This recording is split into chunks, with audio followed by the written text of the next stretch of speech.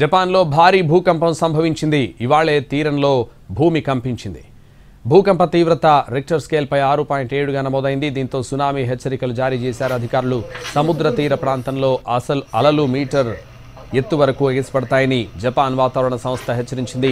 Tsunami ముప్పు కారణంగా తీర ప్రాంతాలకు దూరంగా ఉండాలని, మరిన్ని ప్రకంపనలు సంభవించొచ్చని అలర్ట్ చేసింది. దీంతో అధికార యంత్రాంగం యుద్ధ ప్రాతిపదికన స్పందించింది.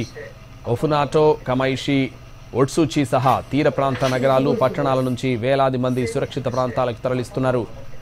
అలలు ఇప్పటికే మియాకో, కుజి ఓడరేవుల్లో అలజడి సృష్టించాయి.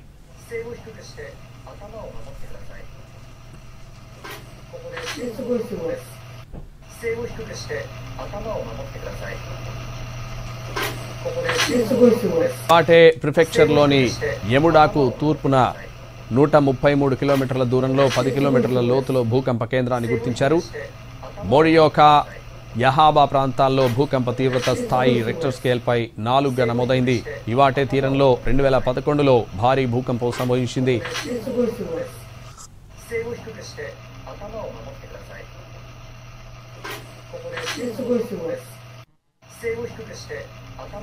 నాడు రిక్టర్ స్కేల్పై 9గా నమోదైన తీవ్రతతో భారీ సునామీ ముంచెత్తింది. అప్పట్లో 18,000 మంది మరణించారు. తాజా భూకంపంతో ఇవాటే, ఒఫుటావో, కమైషి, ఒట్సుచి తీర ప్రాంత ప్రజలు సురక్షిత ప్రాంతాలకు తరలి వెళ్తున్నారు.